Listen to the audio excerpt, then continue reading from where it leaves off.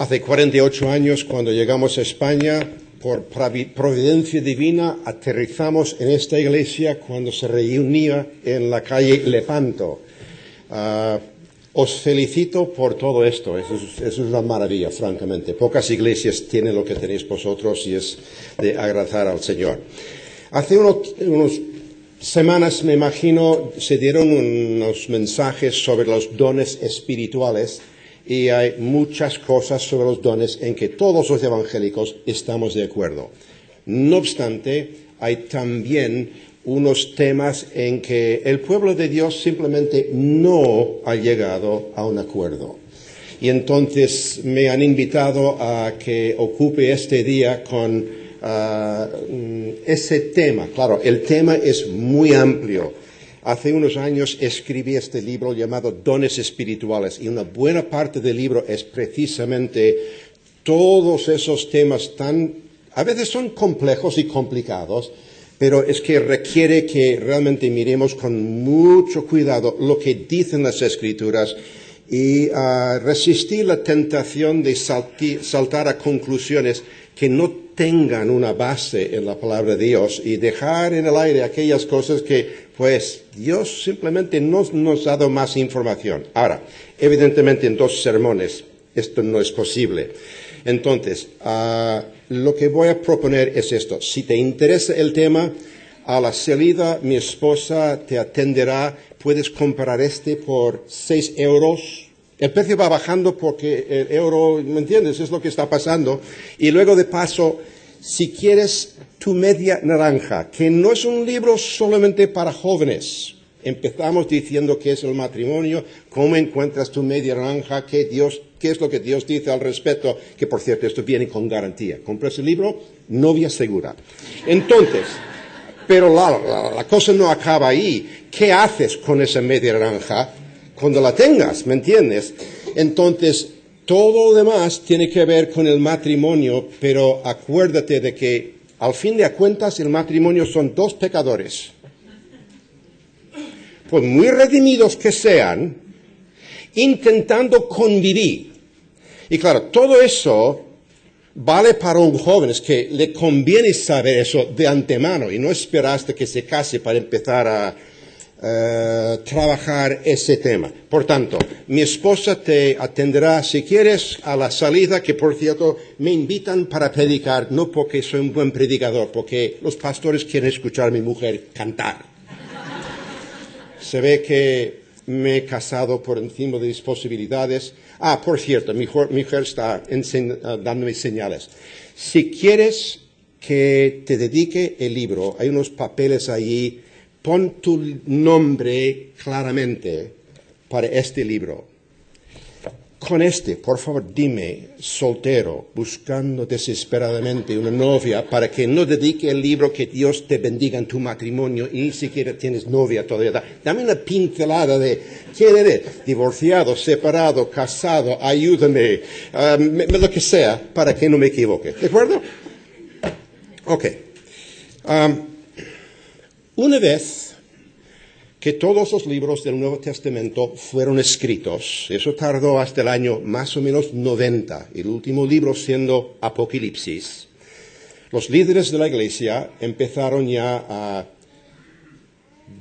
definir cuáles son las doctrinas de esta nueva fe cristiana, que tenía mucho que ver evidentemente con el Antiguo Testamento, pero había muchos elementos nuevos.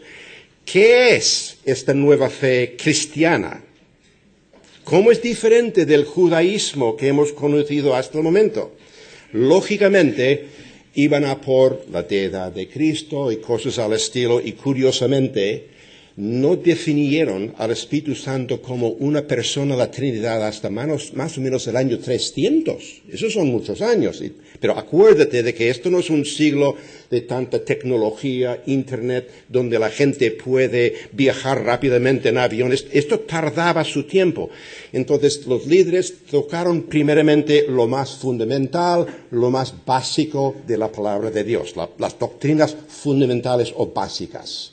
Entonces hay toda una historia allí y que Dios te ampare si te apartes de lo que la Iglesia ya ha decidido. Hay algunas cosas que son de cajón, es que no puedes apartarte de eso. Ahora, pero la cuestión de la plenitud del Espíritu Santo, el bautismo del Espíritu Santo, los dones espirituales, no había necesidad de tratar ese tema hasta el principio del siglo XX. ¿Por qué? Porque la Iglesia respondía a herejías que surgían, desafíos, y claro, iban a las Escrituras para ver qué decían las Escrituras al respecto, pero hasta que alguien crea un problema o hace una pregunta, pues lo dejan ahí porque hay mucho que estudiar en las Escrituras. Ahora, uno de los temas que es importante es lo del bautismo del Espíritu Santo, porque tiene que ver con la salvación, para empezar, y esto ya lo hace importante, pero en el mundo nuestro de hoy, pues, se liga el don de lenguas muchas veces al bautismo del Espíritu Santo. Entonces, vamos a tratar esta mañana, bautismo del Espíritu Santo, algo normal o hay algo extra ahí, pero luego con el don de lenguas, es un don que todavía está con nosotros hoy. Nadie, seas del campo que seas, porque hay diferentes grupos dentro del campo evangélico, todos estamos de acuerdo que el don de pastor o pastoreo está con nosotros hoy. Evangelista, hospitalidad, hay toda una serie de dones, pero hay 6 o 7 donde hay mucha discusión.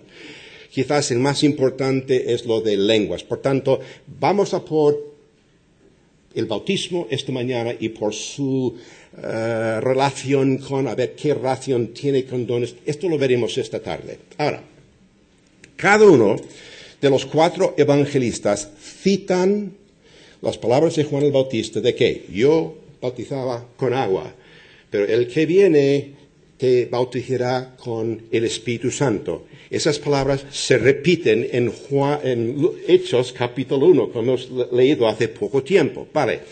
Pero Juan no nos explica, ¿y esto del bautismo del Espíritu Santo qué es?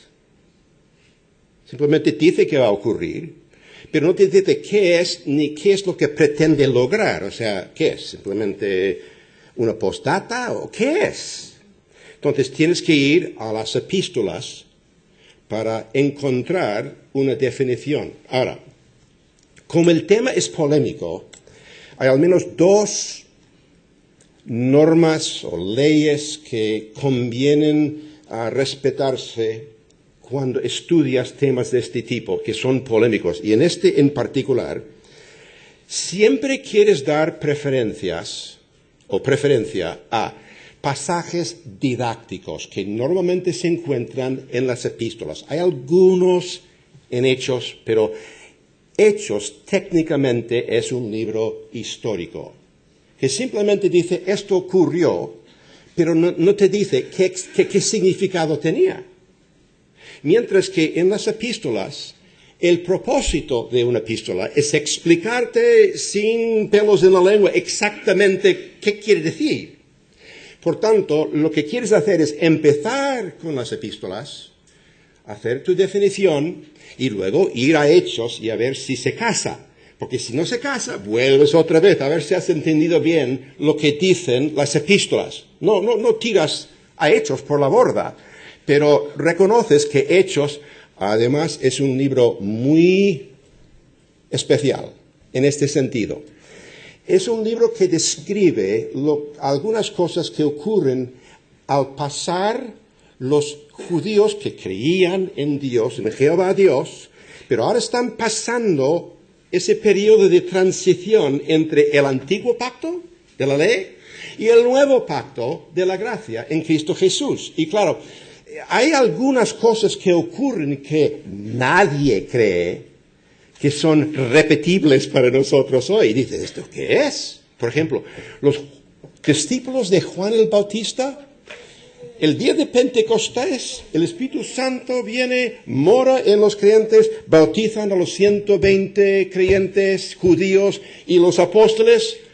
Los discípulos de Juan no lo recibieron hasta 25 años después. Dices, ¿esto qué es? Bueno, en parte porque no hay internet, no hay aviones para viajar y explicar estas cosas, pero estás en un periodo de transición en que estamos pasando de un sistema, ley, a otro, el nuevo pacto en la sangre de Cristo. Y es lógico que hayan algunas cosas excepcionales, por tanto, quieres tener mucho cuidado de no hacer de algo que sea excepcional la norma para nosotros hoy. ¿Me entendéis? O sea, no estamos... Hechos es igualmente inspirado por Dios que las epístolas, pero se nos describe una cosa que hay mucho en el aire, las piezas se están encontrando el sitio que les corresponde. Ahora, ¿qué encontramos en las epístolas?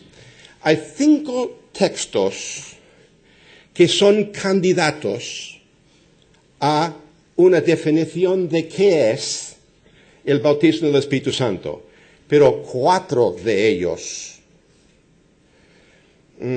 los eruditos bíblicos, los que estudian mucho la palabra, entienden el griego y lo demás, casi todos están de acuerdo que esos 4 son más bien en una descripción de qué significa el bautismo con agua. Por tanto, no se trata del bautismo del Espíritu Santo. Entendemos qué es el bautismo con agua, ahí no tenemos que entrar.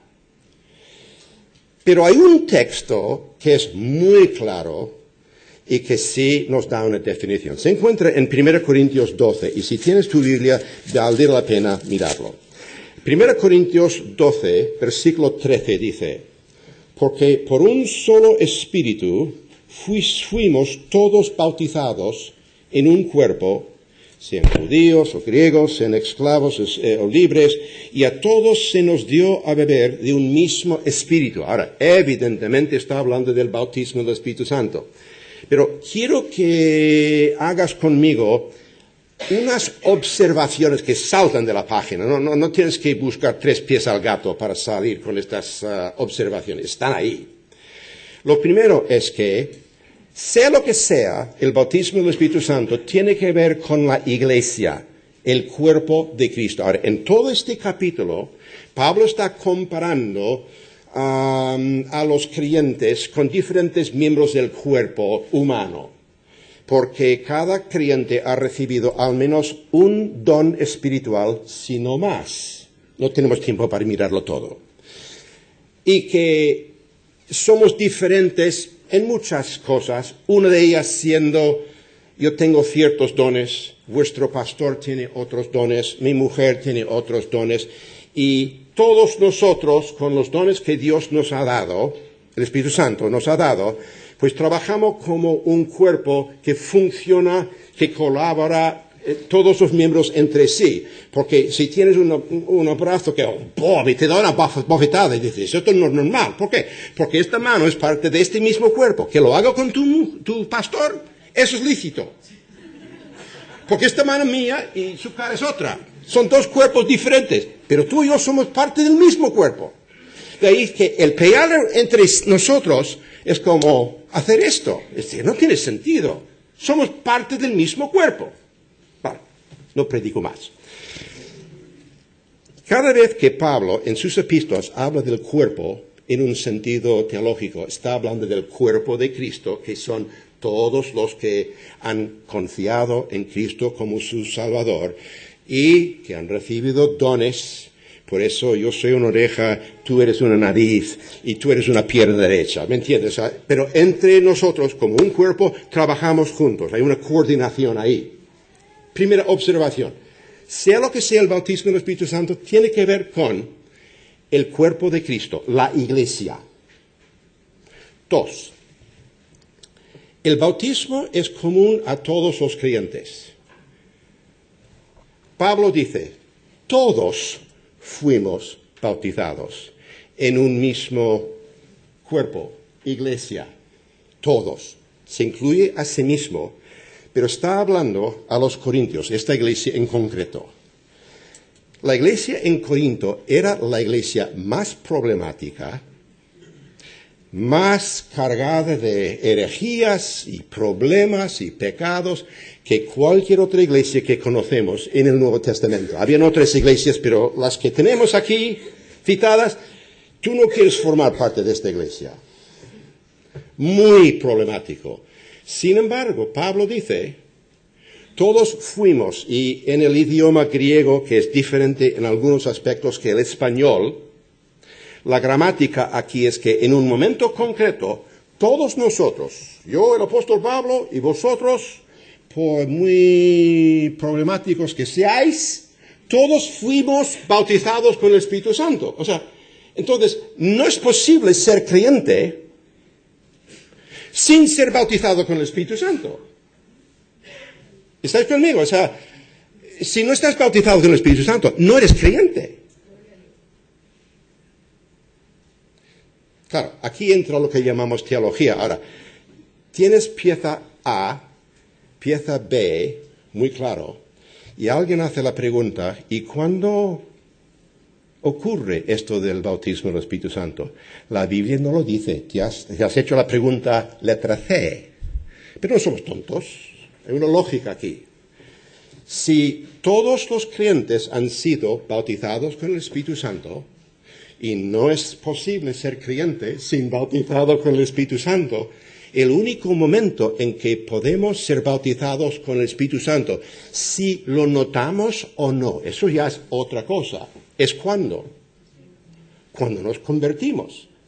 Porque si no te conviertes, no eres bautizado. Pero si te conviertes, eres bautizado. Ahora, en muchos casos, lógicamente, te conviertes y ni te enteras de que hay una doctrina llamada el bautismo del Espíritu Santo. Hay muchas cosas que aprender.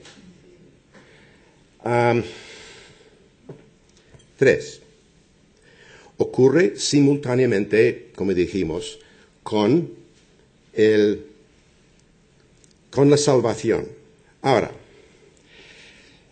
en base a estas observaciones, aquí la definición.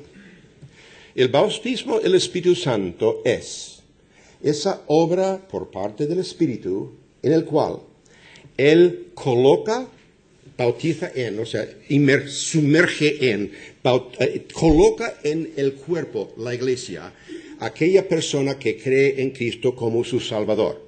De ahí que formamos parte de ese cuerpo. Nos coloca dentro de, es como bautismo por inmersión.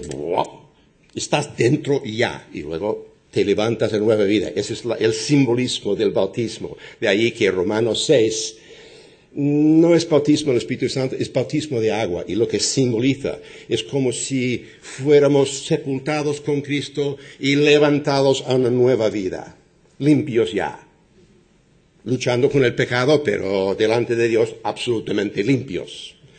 Ahora, cuando vas al libro de Hechos, hay dos textos pero muy claros en cuanto al bautismo del Espíritu Santo, por la sencilla razón de que las palabras fueron bautizados por el Espíritu, aparecen ahí. Capítulo 1, versículo 5, que acabamos de leer esta mañana, dentro de pocos días seréis bautizados con el Espíritu Santo. Y tú sabes que pocos días es una referencia a Hechos 2. Es que no hay otra alternativa. ¿Estáis conmigo? Es una referencia a Hechos 2. Por tanto, Hechos 1 y 2 van juntos. Y es una referencia a los apóstoles y los más o menos 120 judíos creyentes verdaderos en Jehová, Dios del Antiguo Testamento. Es un buen nombre. No huyes de ese nombre porque hay testigos de Jehová. ¿Me entiendes? No, Jehová es un buen nombre. Es un nombre de Dios del Antiguo Testamento. No huyas del nombre, es simplemente por reacción. ¿Ok? Ahora, Hechos 1 y 2, y luego dice lo mismo, Hechos 11, 16, de la familia de Cornelio. ¿Te acuerdas? Pedro va a la familia de Cornelio y está predicando, y antes de terminar su sermón, el Espíritu Santo cae sobre y son bautizados, dice el texto, son bautizados con el Espíritu, o sea, son colocados dentro de el cuerpo de Cristo. Ahora, cuando miras estos dos textos, descubres en sus contextos que hay otras frases que son sinónimas con ser bautizado con el Espíritu Santo. Por ejemplo, Hechos 1:5 dice, seréis bautizados con el Espíritu Santo. Pero versículo 8, si tienes tu Biblia abierta, Hechos 1:8, pero recibiréis poder cuando haya venido sobre. Claro, la palabra bautizados con no aparece, pero se refiere al versículo 5. Por tanto, bautizados con el Espíritu Santo y la frase el Espíritu Santo viene sobre son sinónimas. ¿Estáis conmigo? Se refieren al mismo. Ahora, en Hechos 11, otra vez, donde aparece fueron bautizados con el Espíritu Santo, allí hay otras dos frases, en este caso, caer sobre, y el Espíritu cayó sobre, y dio el don, porque en Hechos 1 leímos que el Espíritu de la promesa, ¿y eso qué es? Bueno, Jesús dijo que esto iba a ocurrir. Y entonces la venida del Espíritu Santo es el cumplimiento de una promesa que Jesús ha hecho. Entonces ya tienes tres frases, además de bautizarse con el Espíritu Santo, que se refieren a lo mismo. ¿Estáis conmigo? Y si miras esas tres frases donde aparecen en Hechos, te quedas con esto. Bautizados con el Espíritu Santo es sinónimo con 7 frases. Venir sobre, caer sobre, descendió sobre, recibir el Espíritu, derramar, dar o conceder el Espíritu, el don del Espíritu y la promesa del Espíritu. O sea, encuentras estas frases y todos se refieren a lo mismo. Porque si A equivale a B y A equivale a C, entonces B y C equivalen a lo mismo. Hay 7 frases. Y cuando observas dónde aparecen estas 7 frases, hay 4 grupos que son participantes de este bautismo del Espíritu Santo. Ahora, evidentemente, Lucas no va a contarnos cada vez que alguien se convirtió y va a repetir estas palabras, pero coge de estos y más o menos te pone ahí una teología de qué es esto. 4 grupos. Los apóstoles y 120 creyentes judíos en Hechos 2. Eso es sobreconocido, ¿no? 2, los samaritanos en capítulo 8, Cornelio y los suyos en capítulo 10, y los discípulos de Juan el Bautismo en el capítulo 19. Pero acuérdate de que estos, capítulo 19, 25 años después de Hechos 2. ¿Por qué? Son tiempos excepcionales en que estamos pasando del judaísmo establecido por Dios a este nuevo pacto en la sangre de Cristo. Y claro, estos creyentes, un apóstol llega a los discípulos de Juan, ¿habéis oído del Espíritu Santo? ¿Quién? Eso fue su respuesta. ¿Quién? ¿Por qué? Porque en el Antiguo Testamento, aunque el Espíritu sale de vez en cuando, casi todo se centra en el Padre. ¿Por qué? Porque está en medio de idolatría y con que los judíos hubiesen dicho, ¿sabes? Nuestro Dios es trino. Los paganos habrían, ¿por qué nos culpáis a nosotros por tener ídolos? Tenéis 3. ¿Me entendéis? O sea, entiendes por qué hay este énfasis, pero claro, cuando llegas al Nuevo Testamento te das cuenta de que Dios es 3 personas. Y no me hagas más preguntas porque las Escrituras no nos explican más sobre eso. O sea, hay muchas preguntas y lo creemos porque Dios lo ha dicho, aunque no lo entendemos. Y aunque nos hubiese explicado cómo esto funciona, es posible que no lo habíamos entendido. Así que déjalo. Lo creo porque Dios lo ha dicho y punto. No hay 3, hay 1. Bueno, ok. Entonces, ¿qué es lo que observamos en estas?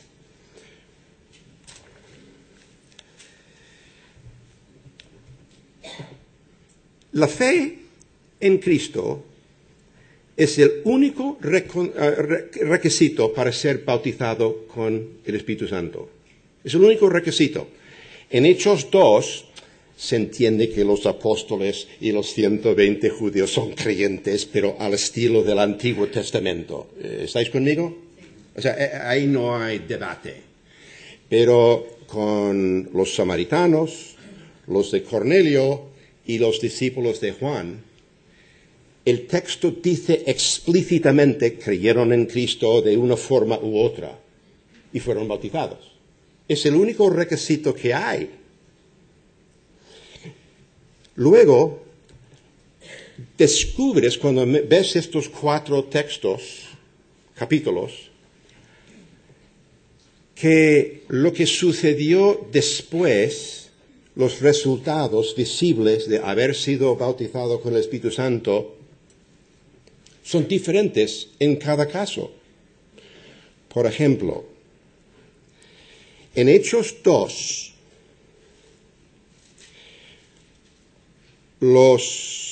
déjame encontrarme aquí un momento, estoy trabajando con apuntes. Ellos hablaron en lenguas y testificaron, ¿no? Acaba ahí.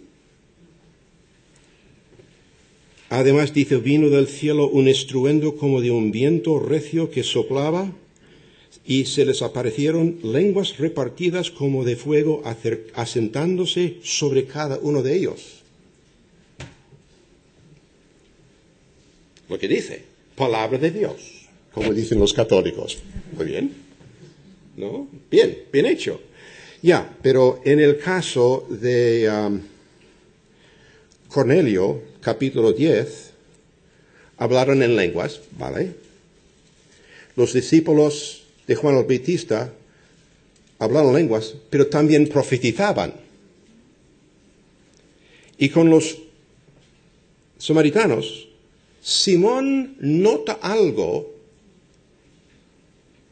pero no dice qué es lo que notó. O sea, se deja en el aire.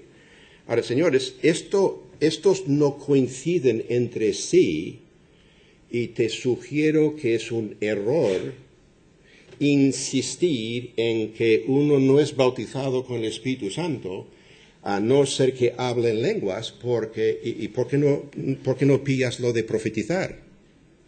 Porque ese y no el otro, porque eso también está ahí, ¿no? Porque uno y no el otro. Y si realmente queremos empujar el carro, y háblame de lenguas de fuego. Ahora, esto no, ocurrió en una iglesia que mis suegros habían empezado en Chicago.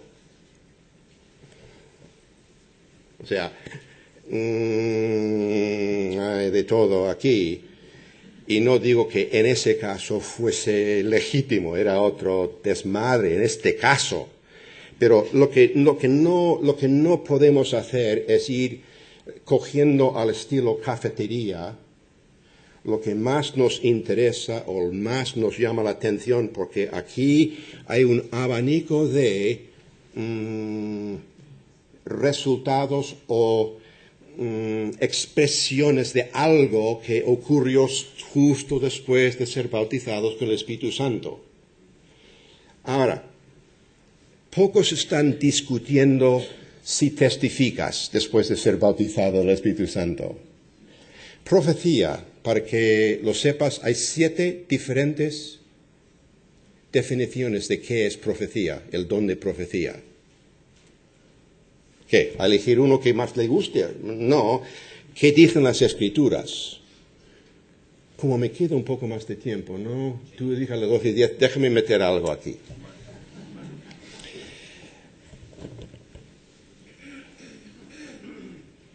En el Antiguo Testamento, lo que distinguía a un profeta de otro que predicaba la palabra de Dios es que este hombre lo que predicaba lo había recibido por revelación directa de Dios. De ahí que en tantas al principio de tantos libros proféticos, palabra de Jehová que vino a Amós diciendo, o sea, estos autores dicen, no es lo que yo estoy predicando he recibido de Dios. Ahora, el 90% de lo que decían, mira a todos los profetas y cuenta los versículos, y te das cuenta de que el 90% de todo lo que decía era más bien una condenación del pueblo, del pecado del pueblo, animándoles a vivir a una vida santa y obedecer a Dios. 90, o sea, lo que hacemos nosotros. Y un 10% de cosas que iban a ocurrir en un futuro, lo que tú y yo llamamos profecía. Bueno, en el día de mañana esto va a ocurrir. Solo el 10%. Pero ese mensaje, igual que el otro, venía directamente de Dios. ¿Estáis conmigo hasta el momento? Que tú y yo no recibimos revelación directa. Ya lo tenemos. Pero aquí viene el problema. Tú naces en el año 40.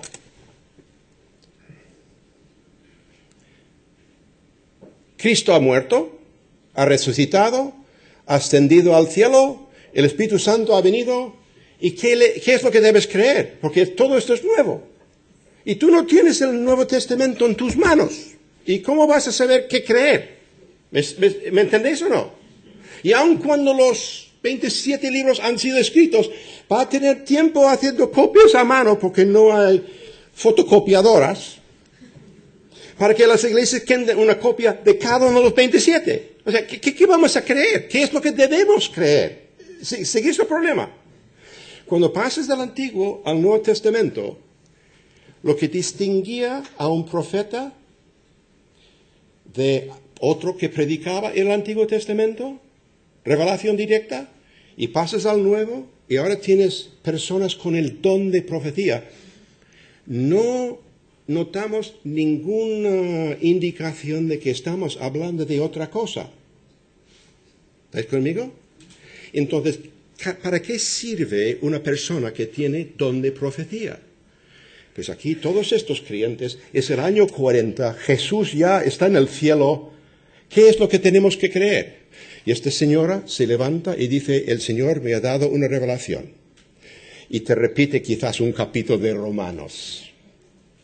Y este chaval se levanta y dice, y Dios me ha revelado a mí, y te cuenta algo de Primera Tesalonicenses, porque no tenemos una Biblia. De ahí que en 1 Corintios 13, ese capítulo que todos leemos en las bodas, que dice, oye, tu don no sirve de nada si no lo haces con amor, que no tiene nada que ver con bodas, tiene que ver con tu servicio usando los dones que tienes. ¿Ok? Ese es el contexto. Dice, la profecía desaparecerá. ¿Qué es lo que haría que la profecía desapareciera? Una vez que tienes esto, ese don no hace falta. Ha suplido la necesidad que había, porque ahora tenemos esto. Y lo que pasa es que ya para el año 400, esto es historia, los líderes de las iglesias discutían entre sí, oye, ¿por qué ya el don de profecía ya no? ¿Y por qué otros dones de esos muy milagrosos y muy sensacionalistas? Porque, ¿qué ha pasado aquí? ¿Qué ha pasado? Ahora, no traes el argumento de que, claro, la iglesia ahora no es espiritual. O sea, Dios depende totalmente de nosotros. En Chicago, nací en Chicago. Y en Chicago hay un instituto bíblico que el evangelista Moody fundó en el siglo pasado. Y había un profesor de teología y de Biblia que había enseñado muchos años, pero un tío muy listo también. Y le ponían en la radio, ya jubilado, y la gente llamaba por teléfono en vivo y le hacían cada pregunta. Y el hombre respondía porque realmente conocía las Escrituras. Un día estoy conduciendo por Chicago, una señora llama y dice, oye, soy ciega. Y mis amigos me han dicho que Dios no me ha devuelto la vista porque no tengo fe. Eso es muy cruel. No obstante, el hombre dice, ¿tú llevas bastón? El señor dice, ¿qué? ¿Tú llevas bastón? Sí, soy ciega. La próxima vez que veas a tus amigos, pégales lo más fuerte que puedes en las piernas con el bastón. ¿Qué? Sí, y cuando gritan, pregúntales, ¿dónde está tu fe? ¿Me entiendes? A veces cogemos estos dones y ¡boom! Bueno, mucho cuidado. Claro, es otro tema. Compre el libro mientras está. Pero lo que encontramos con el bautismo entonces es que la fe en Cristo es el único requisito para recibirlo. Ocurre con la salvación. Las expresiones de que ha ocurrido son tan diferentes entre un grupo y otro que ir en plan elegir esto, no elegir el otro, digo, wow. Mucho cuidado. Si estos dones, profecía, lenguas, testificar, nadie está discutiendo de testificar, ¿no? Pero luego vienes con lenguas y todo lo demás. Tienes que ir a las Escrituras otra vez y decir, pero estos son dones que siguen con nosotros, ¿sí o no? Ahora, este tema, como dije, sugirió por primera vez en los primeros años de 1900, siglo pasado, con el movimiento carismático que estalló más o menos en la década de los 60. Entonces ya la Iglesia se vio obligada a definir, o sea, qué dicen las Escrituras sobre estos temas. Los evangélicos todavía no hemos llegado a un acuerdo en cuanto a estas cuestiones. Tengo mis dudas de que lleguemos a un acuerdo. Permíteme un consejo pastoral. Me temo que está bien también, que para mantenernos unidos tendremos que separarnos. Y hablo de unido en el sentido de que hay un respeto con aquellos, y respeto a aquellos que no mantienen lo que yo entiendo y espero que me respeten a mí, y donde podemos mostramos ante ese mundo y afuera que somos así, aunque tenemos nuestras diferencias. Es como el matrimonio. Tu mujer no está de acuerdo con todo lo que tú piensas, especialmente la mía. ¿Me entiendes? Esto no es un pecado, simplemente lo vemos de dos puntos diferentes. Se ha hecho una encuesta entre los musulmanes que se han convertido a Cristo, haciéndoles la pregunta, ¿qué es lo que más te empujó a convertirse a Cristo? ¿Sabes cuál es la respuesta? Más de un 70% respondían, el amor que hay entre los creyentes.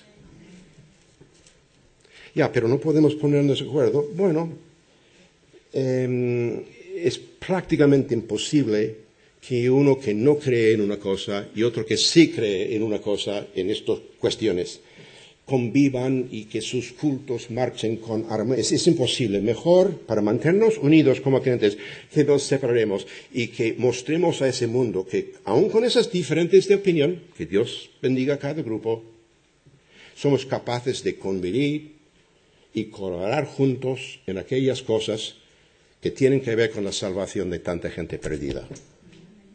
Porque si no, te amargas la vida. Esto no tiene ningún sentido.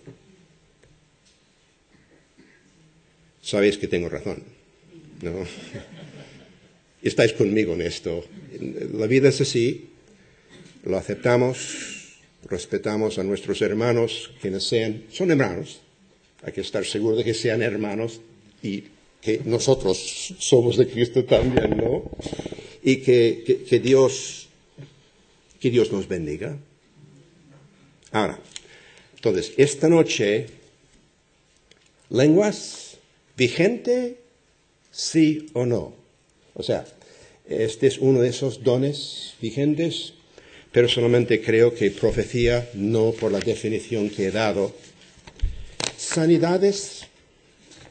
Hay una gran diferencia entre decir, mi amigo aquí tiene don de sanidades, y decir, Dios sana Hay una gran diferencia.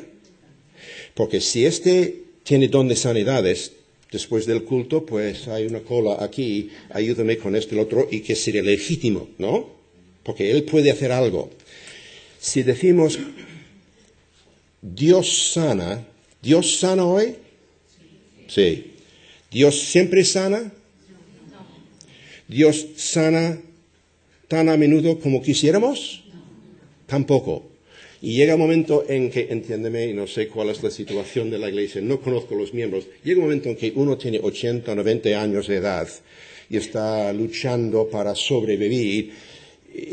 Normalmente tienes alguna duda de si deberías decir, Señor, sánale, ¿me entiendes? Porque la sanidad, después de todo, es una solución temporal, ¿no? Porque tarde o temprano tienes que morir, sea lo que sea. ¿No? Dios sana hoy, y aunque esto no es una iglesia pentecostal o carismático, yo estoy convencido de que en nuestras iglesias donde oímos de esto, a lo mejor veríamos más gente sanada si oráramos más y pidiéramos más. O sea, Dios dice, bueno, ¿me entiendes? Es que hay que pedir, y a veces Dios responde simplemente porque pedimos. Es un tema complejo, muy polémico, pero sobre todo la unidad de la Iglesia está por encima de todo. Lo que no podemos permitir es que esto crea divisiones entre las filas. No, tenemos que andar unidos, y si no estamos de acuerdo y la cosa es tan importante, pues que no nos separemos y que Dios bendiga a las dos congregaciones. Y Santas Pascuas, ya está. Padre, ayúdanos a poner esto por práctica. Tu iglesia es importante. La salud y la unidad de las congregaciones es importantísima. Y pedimos que nos ayudes a promover esa unidad para que los de afuera se den cuenta de que realmente somos discípulos de Cristo. Hay mucho más en juego que la paz de esta congregación. Está en juego la salvación de gente que no te conoce todavía. Bendícenos y ayúdanos, te pedimos, en el nombre de Cristo. Amén.